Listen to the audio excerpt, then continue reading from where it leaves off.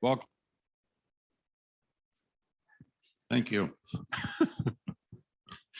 Ron Strobel, the Sergeant at Arms. Welcome to everybody this morning. Our invocation this morning is by Kelly Brennan.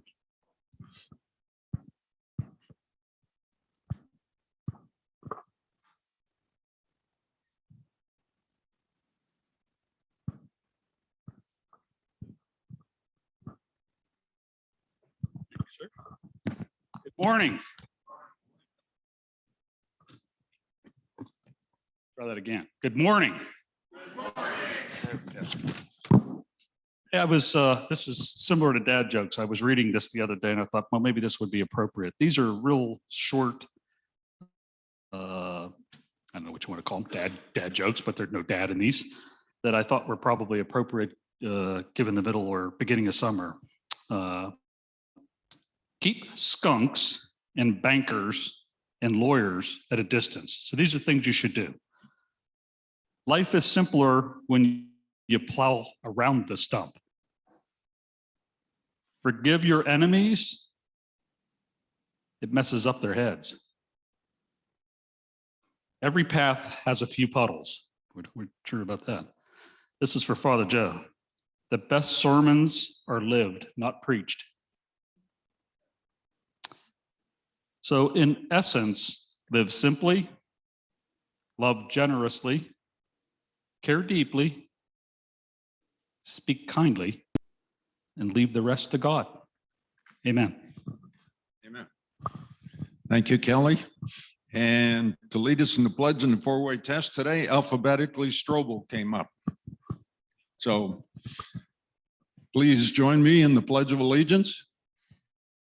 I pledge allegiance to the flag of the United States of America and to the republic for which it stands, one nation, under God, indivisible, with liberty and justice for all. And now join me in the four-way test. First, is it the truth? Second, is it fair to all concerned? Third, will it build goodwill and better friendships? And fourth, will it be beneficial to all concerned? Thank you. Good morning. How are you? And now our president, Pat Shearer.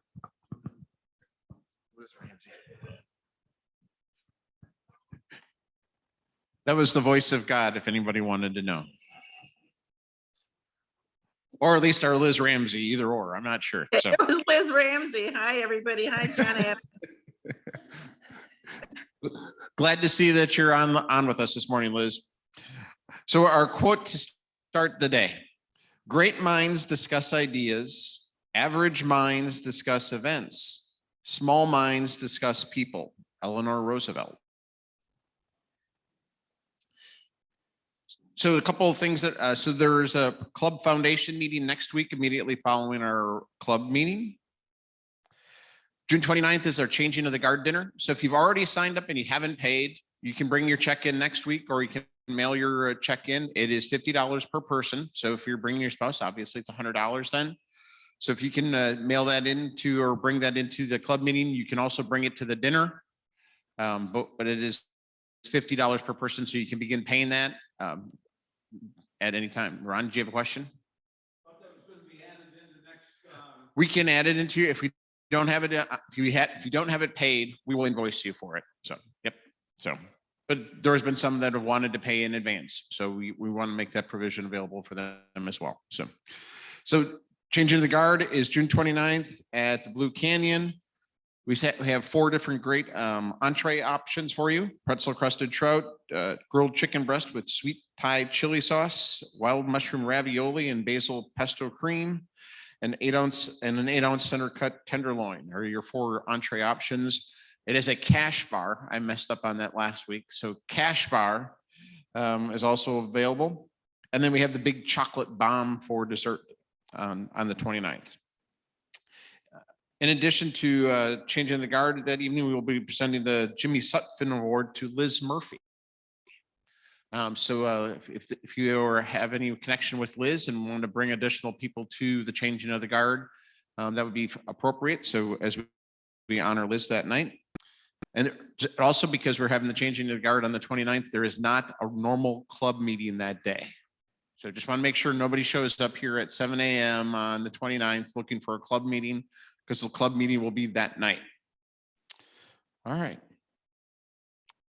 But the other thing is that the district polio eradication baseball game at the Guardians is coming up in July. If you're interested in that information, it's on our club website as well as the District 6630 website to sign up for that baseball game. And with that, Dave, would you like to introduce our speaker?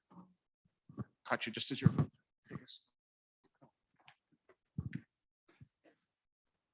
Thank you, President Patrick. Good morning, fellow Rotarians. It is my pleasure this morning to introduce Jennifer Highfield. Jenny is the president and CEO of the National First Ladies Library, the founding organization of First Ladies National Historic Site in Canton, Ohio. The National First Ladies Library seeks to be the foremost repository of scholarly research and information and a leader in education about our nation's First Ladies.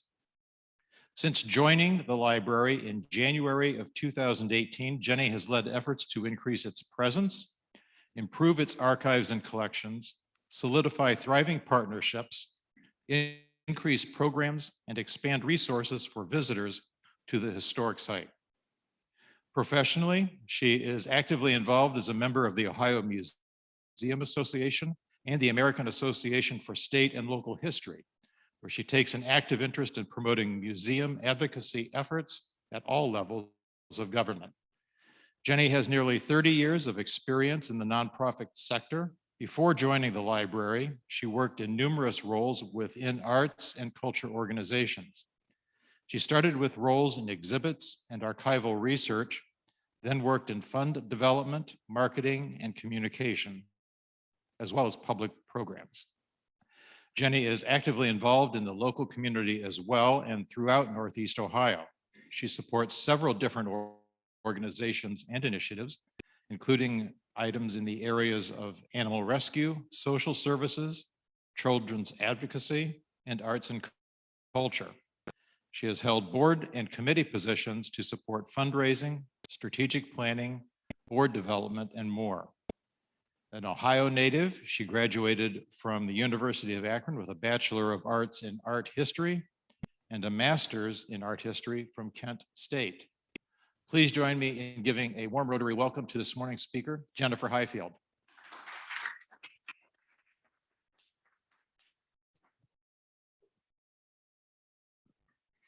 Good morning, everybody. You can hear me just fine. And I will have to keep remembering to say next. Thanks, James. I just want to thank you for allowing me to be here this morning. I'm actually particularly fond of speaking to Rotary groups because you really are the backbone of our communities and truly do tremendous work. So I'm always grateful to be in the presence of all of you and to share with you. Probably one of the earliest morning Rotary groups I've been at in a long time. So many blessings to you. And I'm glad you're awake. So I'm going to get started here. I'm actually going to talk about two first ladies who are from the same time period, but truly approach their first ladyship in a very different way. And I think it's going to be very interesting to talk about that and what it means to be a first lady of the United States. Before I get started, just show of hands, has anyone been to First Ladies National Historic Site in Canton, Ohio? All right, a couple of you. So those of you who have not, this is actually the home of First Lady Ida Saxton McKinley.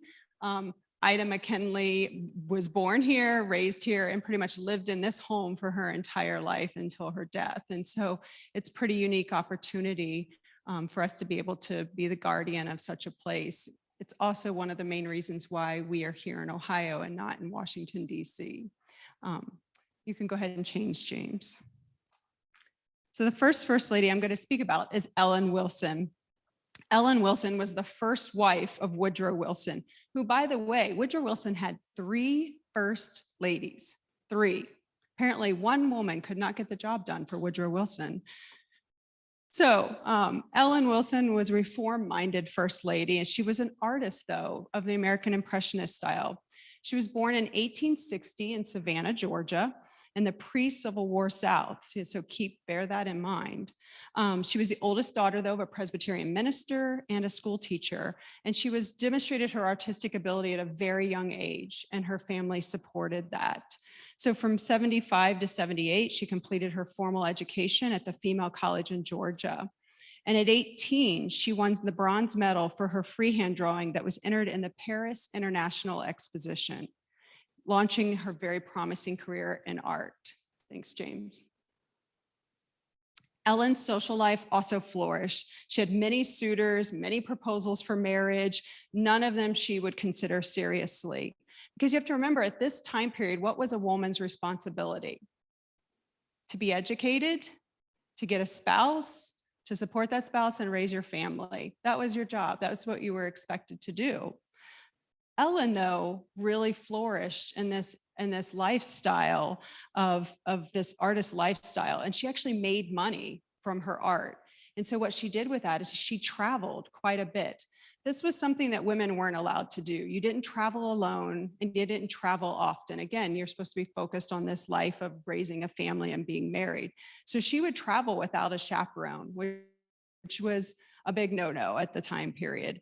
But her carefree life was interrupted in 1881 when her mom died of complications of childbirth. She was still bearing children for her husband.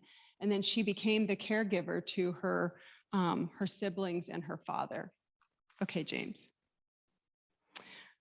So Woodrow Wilson walked into Ellen Wilson's father's church and noticed this really lovely young woman sitting in a church pew and asked Ellen to marry him. And at this point, Woodrow was at Johns Hopkins in his second year of political science. Ellen was enrolled in the Arts Student League in New York and took classes at the Metropolitan Museum of Art. She also taught at the Spring Street Mission School every Sunday, finding ways to still contribute to the less fortunate in her community. That was really important to her, to give back to those that were less fortunate. And this is her, by the way, as you can see, in Princeton. And this is in one of several, I know it's hard to see because they're older photographs, but these are her paintings in the background.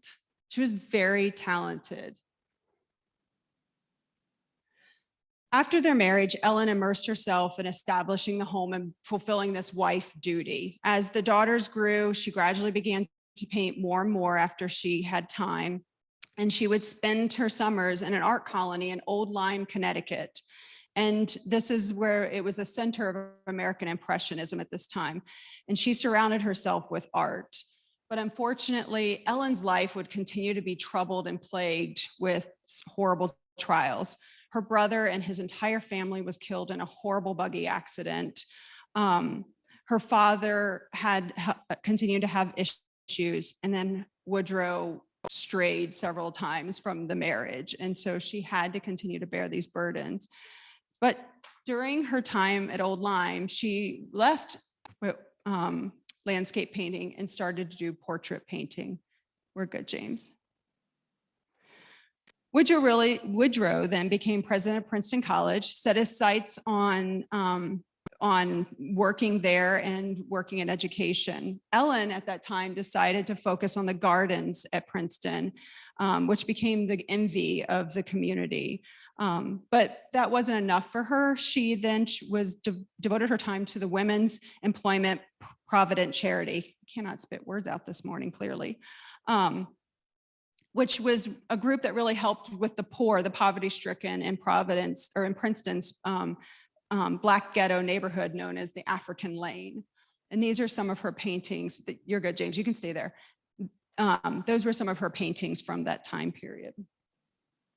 And you can see them here. This is them. You can see this is on the whistle stop because Woodrow decided this wasn't enough for him. He wanted to go into politics. And she supported that. She was convinced that he could be a great politician. And so he set his eyes on governor of New Jersey, and she became the first lady of New Jersey, of course. which helped to sort of set the stage. This is where many first ladies get their training ground. Either they become congresswomen's or congressmen's spouses or governor spouses. And this is where they start to learn and be groomed to become the political wives of a future president. Ellen, though, not having a defined role, decided that she was going to continue with this idea of supporting the poor and the unfortunate in the community. So while governor's wife, you know, part of your job as a politician's wife is to take people around for tours of the community and to show them the great things that are going on and why it's so important. Ellen did something a little different, though. Ellen would take these people around to the mental institutions, to the prisons, to the slums in the community, to the orphanages. And she would say, look, this is what we need to focus our energy on, and this is what we need to change. Not the pretty places, not the police stations, not the wives clubs. This is where she would focus. And so Ellen, and these were all very important to Ellen that they support this. Ellen said at this point, my family cares have diminished. There's a bigger family awaiting me. And she meant her community. You can go ahead. And these are some of the slums that you can see. And this is in Washington, D.C. at the time. These are the living conditions in Washington, D.C. And they're literally wood shanties with these little tiny alleyways that you move through. And it wasn't just African Americans, though that's who you can see over here. There were Asian Americans, white, and so forth. But this is very close. If one of these days, I'm going to put a map in here so I can say this. This is very close to Capitol Hill. You would walk right outside of Capitol Hill and these homes would be right there. That's what you'd walk out and see in Washington, D.C. In 1911, Ellen entered her artwork for an exhibition in New York. The gallery owner supported her. She decided she wanted to continue with her career. But President Woodrow Wilson then entered the presidential race in 1912. And that catapulted his career in the Democratic Party. He had some tense moments during his campaign and so forth. But at that point, Ellen was trying to balance career, her art, and her family, and becoming a future first lady. And this really took a toll on her health.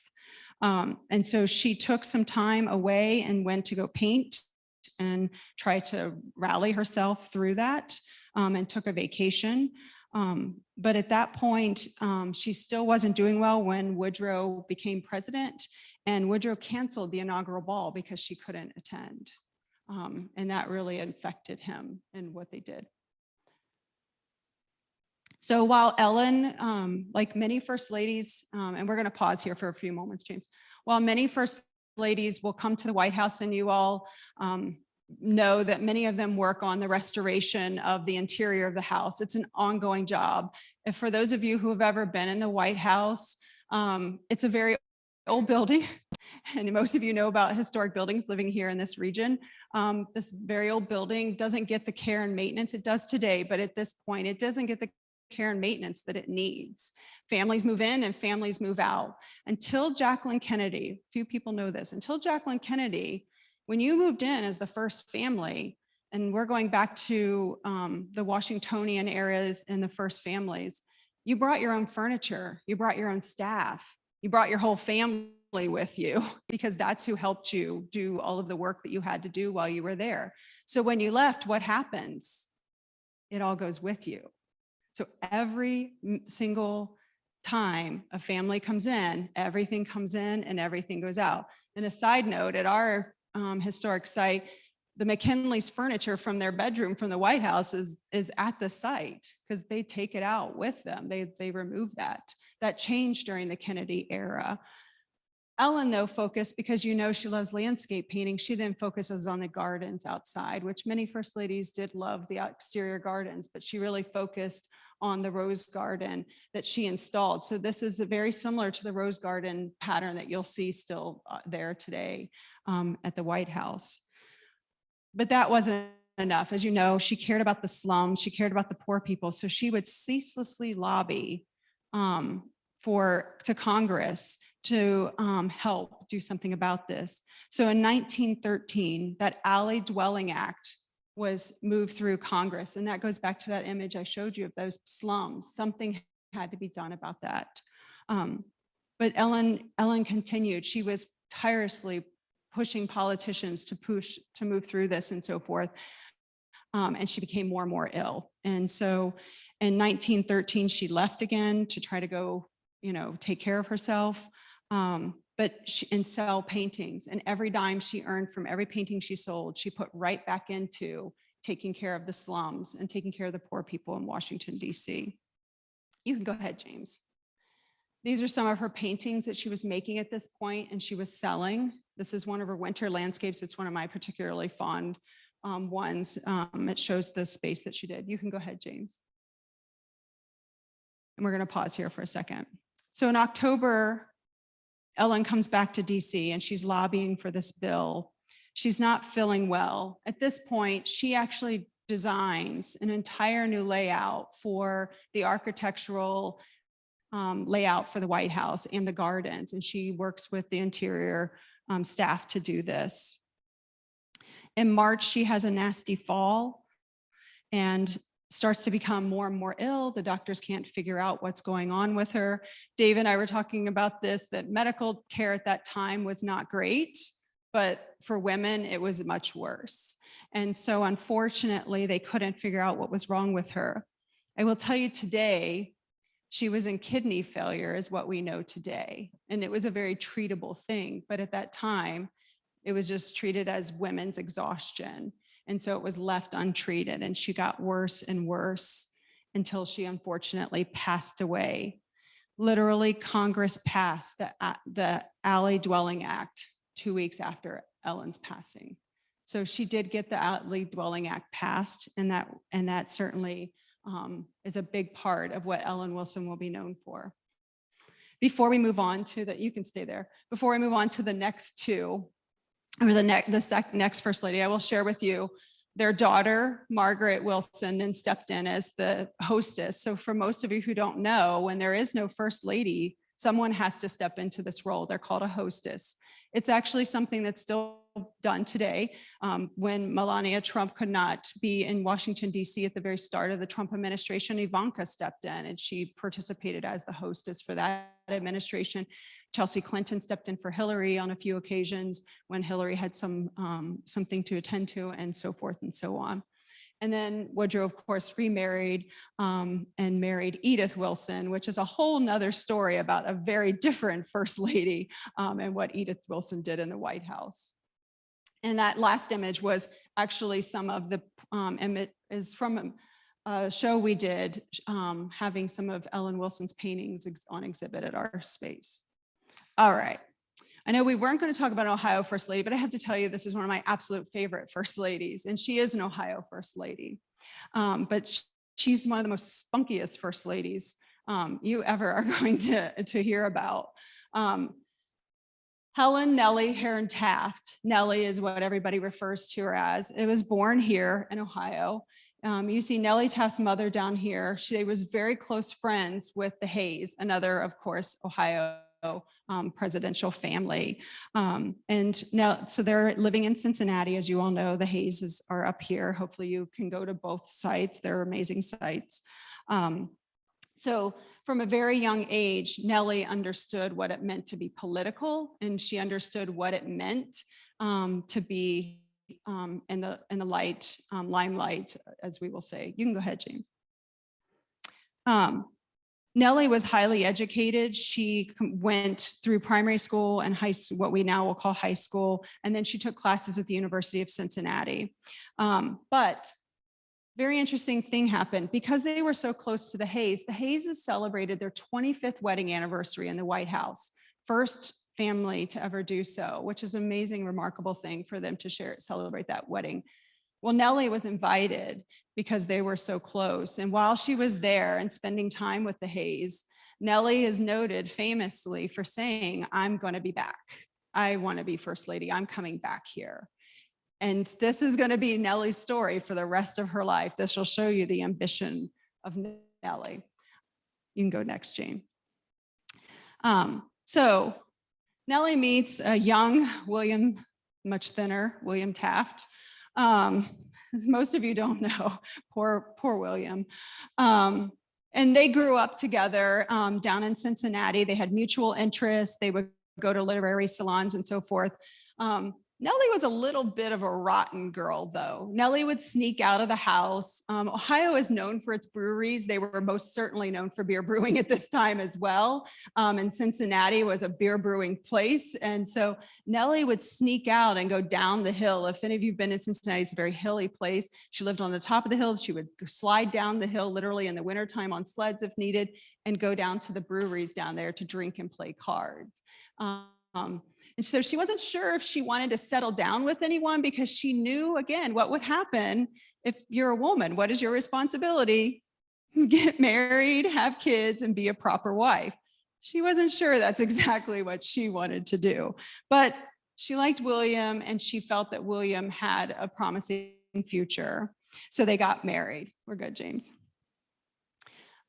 During the early part of their marriage, Nellie taught kindergarten. She taught art, sewing, drawing, and so forth. And she loved early childhood development, and she would work with him. She never took a salary for these jobs, though, and neither did their mother-in-law. They actually started the first movement in Cincinnati for free kindergarten to be open for all children. And that became sort of the hallmark of what Nellie focuses on the rest. But if any of you know anything about Nellie, we're good, James. She supported the symphony orchestra, the art museum. She was the founder for the Cincinnati Symphony Orchestra, and she was the first person in the office. She was negotiating contracts, getting conductors and musicians, selling subscriptions and the rental hall and so forth, fundraising. I mean, she was digging in deep. And her name is still synonymous with the symphony. If you ever go down to hear, it's a fantastic symphony, by the way. If you ever go down to hear them, you're going to see the Taft name all over that, as well as the art museum. And at one point, I'll just share this fun quote. She said, "I found at last a practical method for expressing and making use of my love and knowledge of music," is why she dug so deep into the symphony orchestra. We're good, James. Nellie was concerned, though, about being married and focusing on her own ambitions. And so she then realized the smart thing was to then align her mission with her husband's mission. So she really started to push William Taft.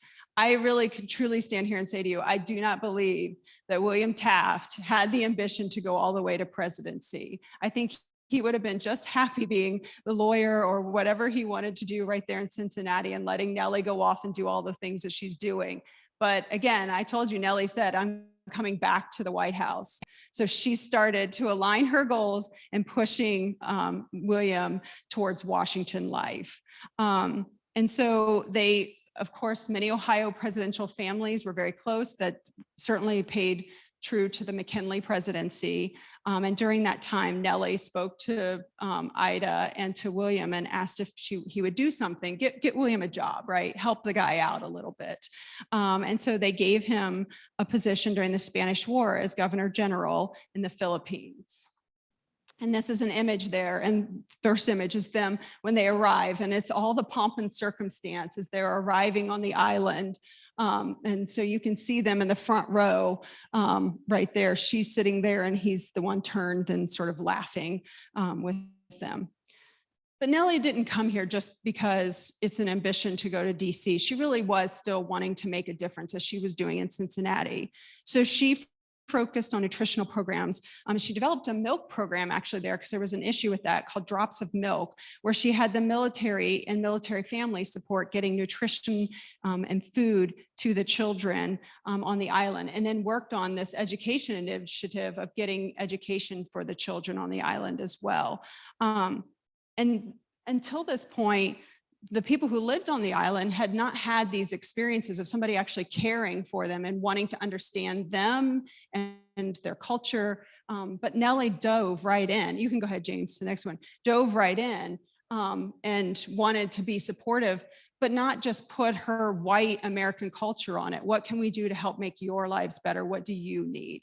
And so she did this work. And you can see her here. This is some of the kids from the nutrition program. And there's William back in the back with her as well. But during this time, she kept pushing Taft to talk to Teddy Roosevelt about an open position as war secretary. Of course, I really, again, don't think William had too much interest in being a war secretary, but she really wanted him to get back to the United States and focus on moving up that political chain. You can go ahead, James. And so, so they start working through and with Teddy Roosevelt and getting that done. But at this point, Nellie realizes something. As the politics are growing, the eye on their family is starting to grow. Well, I told you how Nellie was a little rotten, right? And she liked to go drink and play cards. Well, that doesn't change for Nellie through all of this. So here Nellie is, by the way, drinking and playing cards, which is not suitable for a woman to be doing. Well, the public starts to hear this, like, you know, that Nellie's drinking a lot, she's playing cards.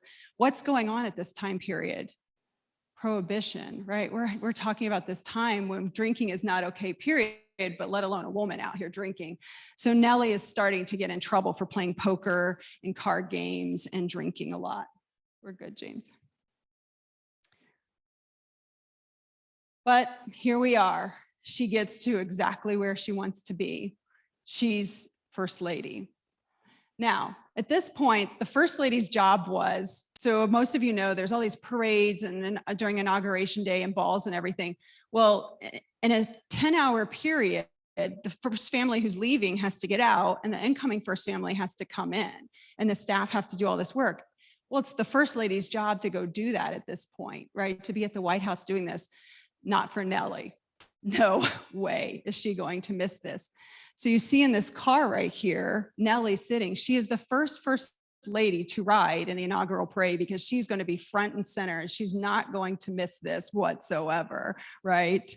I have to give her so much credit for the her frankness and candidness for this.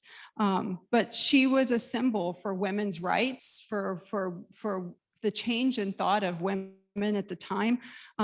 And she really did start to, we're good, James, start to make drastic, and here's another closer picture of her smiling and waving to everybody. Here we are. You can go ahead, James. But she does start to make changes at the White House. Her time in the Philippines really made her realize that they have to think about not just the white Americans, but all Americans. And she really focused on the African Americans in the community. She replaced the all-white male ushers. So ushers is a top job in the White House. African Americans, Black people were not allowed to have that job. They were only allowed to be butlers behind the scene. If you've all seen the very famous movie, The Butler, you'll probably learn some of that through that. She changed that and allowed African Americans to then be able to be ushers and be front and center and be seen. She lifted the ban on divorced individuals. If you were divorced, you were shunned. That's it. Life was over. You were not allowed to be part of politics and so forth. She also worked a lot on changing the thought processes by Congress on how to treat people who were living in poverty in Washington, D.C. She also shut down holding events on Sunday to spend time with your family, and that it wasn't all, politics didn't need to be 24/7, 7 days a week in Washington. But her biggest change, this far picture over here, any guess on what that is? If you know Washington. Oh, it does. Ha! Thank you. See, I'm not awake. It's the egg roll. So one of the very first things that a first lady has to do when they come into the White House is the Easter egg roll. Your inauguration's in the spring and Easter's right there. And this is a really important public job for you. Well, she changed that to allow for African Americans to participate in that equally, which was not the case for that in the past. And as you can see, the poor White House grounds gets beat up pretty badly from that. And then fun things like, of course, her love for music, the very famous Steinway piano that's in the White House. And their very different selection of White House pet was a cow. Not everybody has cute dogs and cats. Go ahead, James. But as all of you know, probably one of the most famous things for Nellie is her work on the Tidal Basin. We all have the Cherry Blossom Festival. That's one of the most well-known festivals in Washington, D.C. next to the 4th of July celebration because of Nellie Taft. And this was because of her work in Manila when they were in the Philippines. And she wanted to bring that culture to Washington. And she really loved the cherry blossom trees when she was there. So she worked with the city of Tokyo and brought all of these cherry blossom trees in and brought the Filipino band into play for the launch of this. I will share for you a little side note. All of these trees were brought in and they all died. This had to be done twice for it to actually take. So for those beautiful trees and so forth that you see. You can go ahead, James. But Nellie did continue to do work on federal workplace safe conditions, especially for those that were underpaid.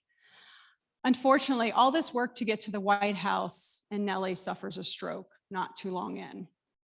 And that really prohibits Nellie from doing quite a bit of what Nellie probably could have done while she was in the White House.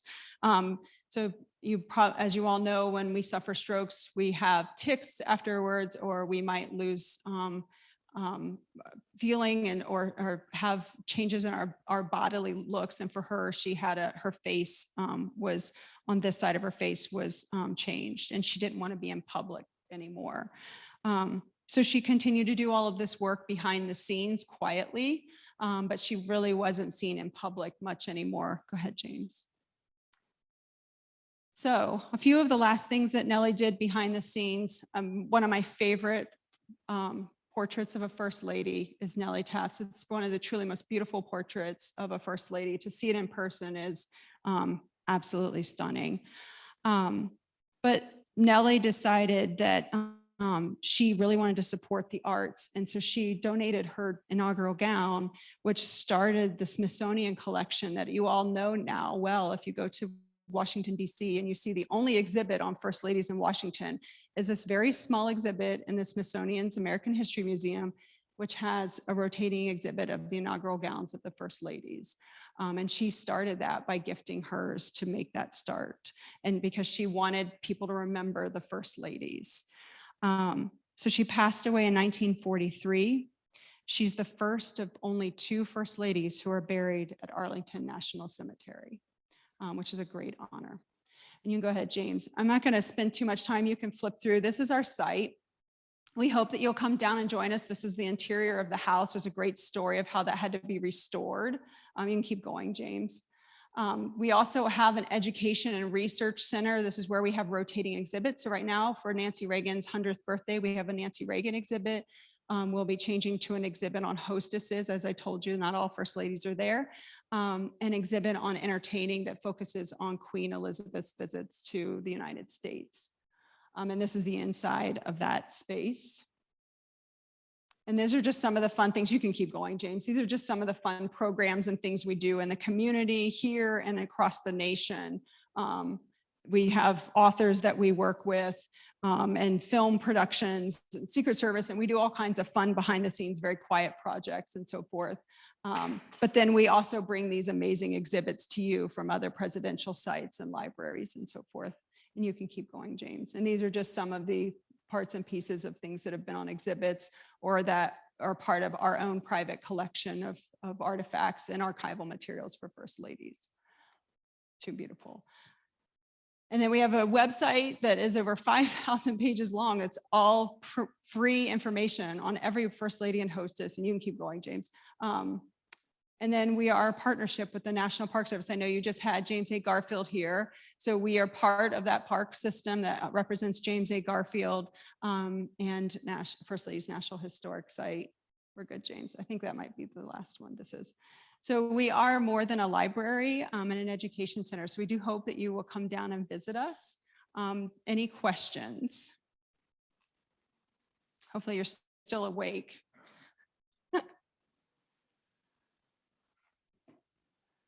No, just running up. I'm surprised I don't get the question of what happens when there's not a First Lady. That's always the question I get every time. Thank you so much for coming. Yeah, thank you. I could hear you, but they can't. There we go. Thank you, Mayor. Thank you again for coming. What a great presentation. Fantastic. If you look at modern First Ladies, I don't know, maybe Rosalind Carter forward, who really stands out to you as, you know, a really, I don't know, maybe a First Lady who made a significant impact in the culture in the country? Gosh, that's really hard. Each one is so, when we get to modern First Ladies, our perspective of what a job, the first lady's job really changes, right? Eleanor Roosevelt changes that. But does anyone know what the official job duty is of the first lady? There's one single job duty. Does anyone know what it is? Defined. She is the hostess of the White House. That is the only responsibility she has. Any woman can go, or man, frankly, sooner or later, can go into this position, and truly the only thing that they have to do is make sure that the social functions of the White House happen. They don't have to have causes. They don't have to do anything. There's nothing special that they need to do. But it's a great question, because Rosalind Carter really cared, truly cared about so many things. And she quietly, she's a very humble first lady, made her mark, and still today, God bless the Carters, still today do tremendous things. But then you have really dynamic first lady, and I will say, I'll put in there Laura Bush, Barbara Bush, and even Melania Trump, I would believe, are more quiet first ladies. They will do things behind the scenes. They're not there for the public limelight, not necessarily the following ladies that I'm going to say were, but then there were those who really became like pop culture icons, right? Michelle Obama, who still today is doing television shows and children's shows and still promoting her healthy eating for children. Hillary Clinton, who decided she wasn't going to quit working. She still continued her work in politics and so forth. So I think they're raising that glass ceiling. They're not breaking the glass ceiling, but I think they're raising the glass ceiling with each one. It's a great question. So interesting about Ellen Wilson in her help for impoverished and minorities, because her husband wasn't exactly known for being Nor his favorable. In second fact, he wife. was apparently fairly racist and really supported segregation. So was there a dichotomy there between the two of them, or? Yes, which is a great question. So there was, but the golden rule for any first lady, frankly, I think it's the golden rule for most politicians' spouses, is you never go against your spouse's politics publicly, right?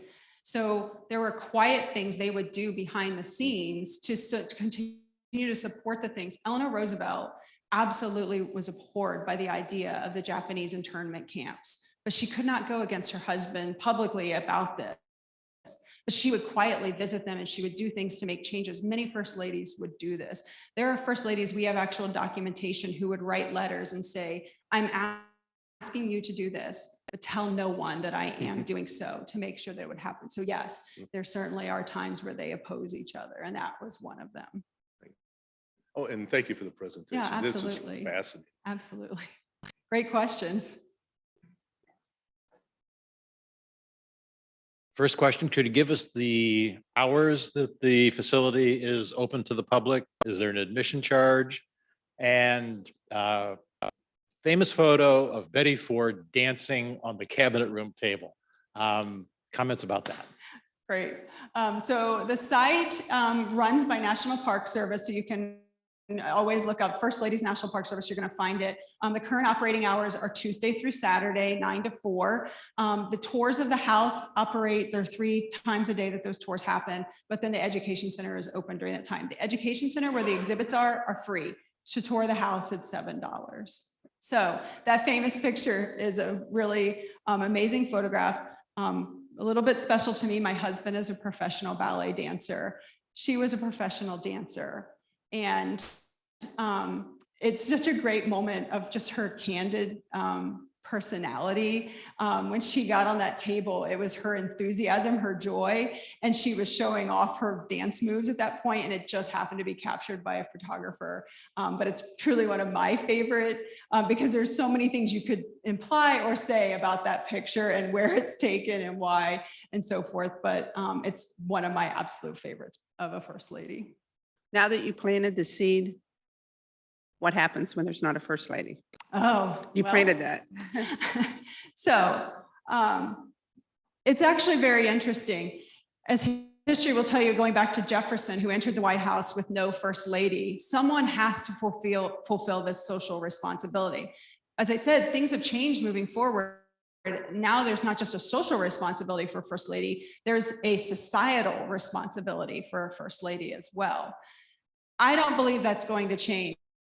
During the Clinton, during that period when Hillary was running, Bill, I think, was asked this question. And Bill says, I hope that I'm going to break the glass ceiling so that I can watch what happens when women return to the role of first lady. Because he knows, as many of us know who work in this field, that these women are sort of held back by the standards for what women's expectations of what women can and cannot do. We're excited by the fact that there might be a man who might step into this role, or there may be a future where somebody steps into the role of president and doesn't have a spouse.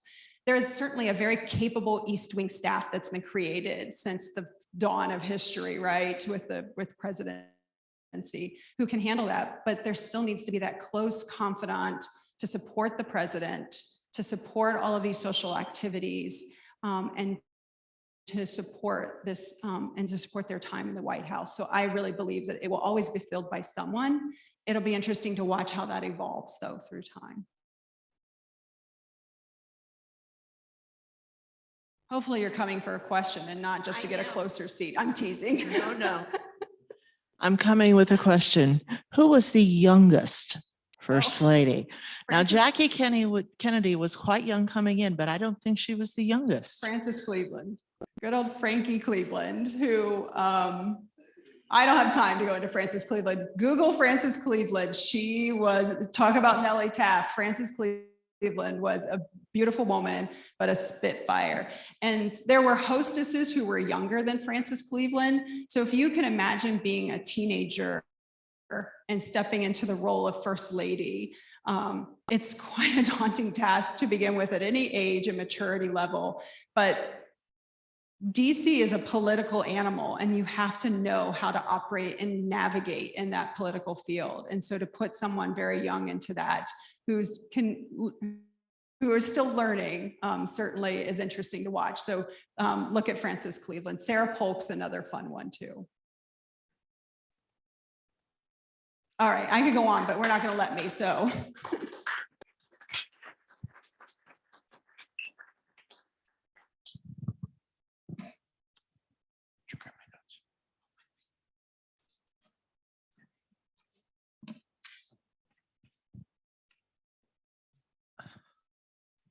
Thank you very much, Jennifer. That was a very enlightening program this morning, and it's in our backyard. So we need to go down and check out the First Lady's exhibit. All right, so it is Rot-a-Buck raffle time. The payout is $7, but the jackpot is $506. So Jennifer, I'm going to come down and ask you to pick a ticket. You'll make a friend today. Not that you need to make a friend or anything, so. And the winning ticket is 717868. 717868. Ed Sogan.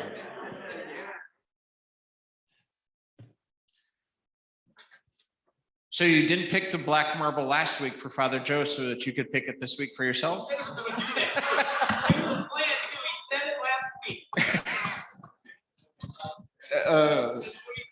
There you go. It is not the black marble, but here is your $7.